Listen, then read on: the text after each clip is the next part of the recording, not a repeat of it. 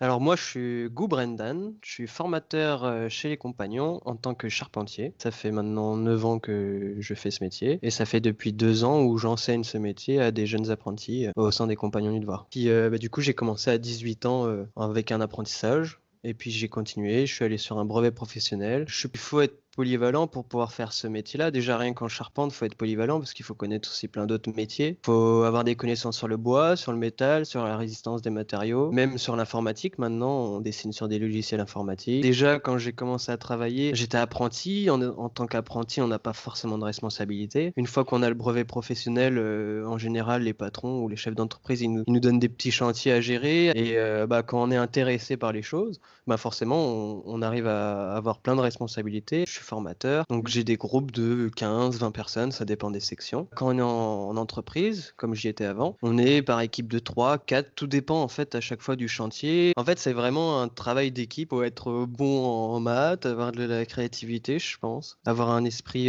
créatif, de la vision en 3D. Je considère que toute personne peut réussir à faire ce métier tant qu'on est motivé. Mon père m'a parlé des compagnons et du métier de charpentier qui était lié avec les mathématiques parce que j'adorais ça. J'ai fait un stage dans différentes entreprises de charpente. Finalement, ça m'a intéressé. J'ai fait mon tour de France avec les compagnons. J'ai voyagé, je suis parti 1 an en Angleterre. J'ai évolué dans mon métier. J'ai été compagnon itinérant. J'ai fait mon travail de réception ça, c'est pour être compagnon. Je me suis dit pourquoi pas être formateur parce que j'aime ça. J'aime bien les jeunes aussi. Et je trouve que c'est ça le principe de la vie, c'est d'enseigner et d'être heureux dans ce qu'on fait, quoi. Forcément, oui. Le métier de charpentier, c'est un métier dangereux. On travaille en hauteur, donc faut toujours se protéger et on leur apprend ça, hein. Il faut qu'ils soient avec un harnais, etc. Il y a toujours des dangers dans tous les métiers, mais après, ça dépend vraiment des choses parce qu'il y a le danger physique, ça c'est clair. On peut avoir des coupures, on peut tomber. Franchement, moi, j'adore mon métier. Je vais pas changer de métier, mais par contre, je suis vraiment intéressé par les autres métiers. Nous, aux compagnons, c'est ça qui est intéressant, c'est qu'il y a plein d'autres corps de métiers. Il y a les couvreurs, maçons. En fait, si on a une connaissance sur tout un tas de métiers, faut qu'on s'entraide pour pouvoir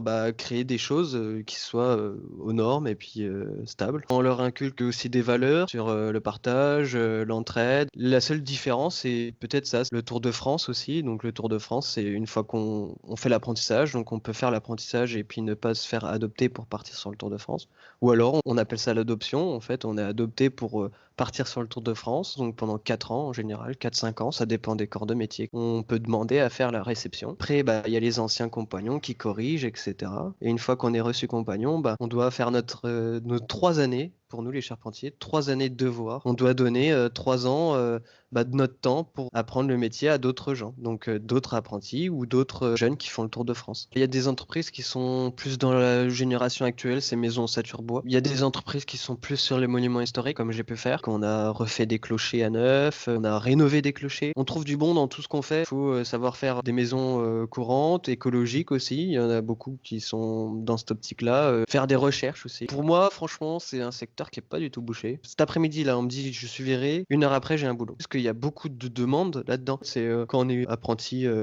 Chez nous, les compagnons, on gagne 800, 900 euros. Quand on est ouvrier qualifié, moi, je gagnais environ 1200 euros. Quand j'avais eu le brevet professionnel, du coup, là, à ce moment-là, j'avais 1500. Quand on est vraiment chef d'équipe dans une grosse entreprise ou dans une entreprise de monuments historiques, les dernières années où j'ai travaillé dans les entreprises, j'étais 1900, 2000 euros. Puis ça peut ouvrir des portes sur plein de trucs. Moi, franchement, je voulais toujours voyager. J'ai jamais eu l'occasion, donc j'ai fait les compagnons. Ils m'ont laissé partir en Angleterre au bout d'1 an. Et c'était mon premier voyage. Franchement, c'était une superbe année. Je me suis rendu compte que avoir fait ça, c'était super enrichissant parce qu'après ça, je suis parti en Pologne 10 jours comme ça, tout seul. Et en fait, moi, c'est ce que j'essaye de faire là. Toute cette chaîne YouTube et tout que je veux faire, en fait, c'est vraiment pour pouvoir peut-être un jour avoir des fonds, emmener des jeunes, des groupes de charpentiers à l'étranger et faire des choses du métier et reparler encore faire des vidéos encore une fois du métier dans d'autres pays et puis avoir de la culture sur le monde entier. Donc hésitez pas à faire un métier qui vous plaît parce que dans tous les métiers en fait on peut être amené à faire plein de choses sympas. Puis voilà.